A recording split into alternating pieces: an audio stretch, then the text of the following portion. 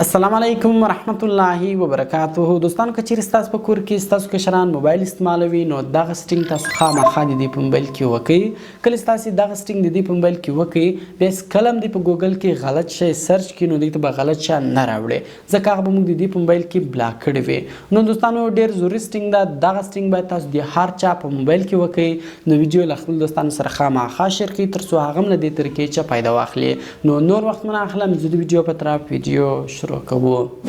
نو دوستان دې لپاره تاسو اول د دې موبایل در واخلئ. کله چې تاسو د دې موبایل در واخلئ نو تاسو به سمپل د دې په موبایل کې براوزران وګورئ چې دې په خپل موبایل کې کوم براوزران انسټال کړي دي.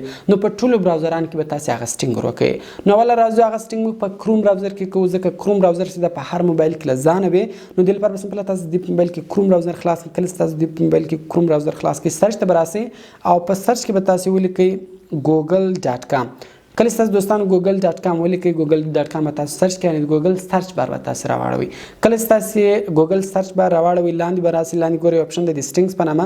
په دغه سټینګز باندې به تاسو کلیک وکړئ. بیا به دې کول اپشن د سرچ سټینګز، په دغه سرچ سټینګز باندې تاسو کلیک وکړئ. کله چې تاسو په سرچ سټینګز باندې کلیک وکړئ به تاسو درې سټینګ وکړئ. ګورئ په دې کول اپشن د سرچ هسټري دغه په سیو سرچز باندې ولاړ ده. تاسو په دغه دویم اپشن ډو ناټ سیو سرچز باندې ټیک مارک ولګوئ. بیا په دې کې دویم اپشن د سیو سرچ فلټرز نو دغه ضروري اپشن ده دوستانو. ګورئ په دې کې دغه په شو ایکسپیکټ ریزلټس باندې ټیک مارک ولاړ ده.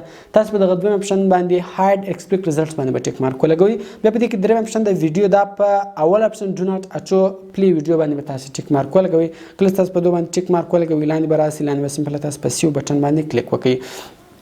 کله چې تاسو په سیو بټن باندې کلیک وکړئ بیا به سمپل تاسو په اوکې بټن باندې کلیک وکړئ. کله چې تاسو په اوکې بټن باندې کلیک وکړئ نو بیا کله هم د دغه براوزر ته راسي هر شی غلط کې سرچ کې نو هغه به درته نه راوړي ځکه هغه موږ د دې په موبایل کې بلاک او بند وکړو.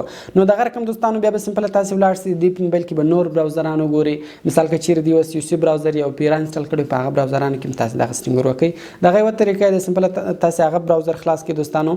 نو کله چې تاسو هغه براوزر خلاص کړئ دلته اډ راغلی مشورې راغلی انتظار کو چې دا کلوز کو.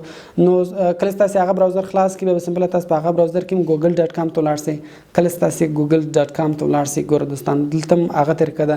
لاندې به سمپل ګوره تاسو په سټینګز باندې کلیک وکړئ، په سرچ سټینګز باندې به تاسو کلیک وکړئ او دلته به ګوره دغه اول اپشن په ډو ناټ سیو سرچز باندې ودروئ. سیو سرچ فلټر به په هاید ایکسپیکټ ریزلټس باندې ودروئ او ویډیو به سمپل تاسو په ډو ناټ اچو پلی ویډیو باندې ودروئ. نو دوستانو کله چې تاسو دغه سټینګ کې وکړئ د دې په موبایل کې د دې په براوزرانو کې بیا کله هم دوی په هغو براوزرانو کې غلط شی سرچ کړي نو هغه به د دې په موبایل کې بلاک شي. بیا به دې ته غلط شی په ګوګل کې هېڅکله هم د دې په موبایل کې نه راړوي. نو دوستانو ډېر ضروري سټینګونه دي باید تاسو دغه سټینګونه خامخا د خپلو کشرانو په موبایل کې وکړئ. نو کوم ویډیو خوښه شوې ویډیو در سره لایک کړئ، له خپلو دوستانو سره خامخا شیر کړئ تر څو هغه هم له دغو طریقو څخه فایده واخلي. نو نور وخت نه اخلم، ملاوي په نور ښایسته ښایسته ویډیوګانو کې په دعاګانو کې مې یاد ساتئ. د خدای په امان.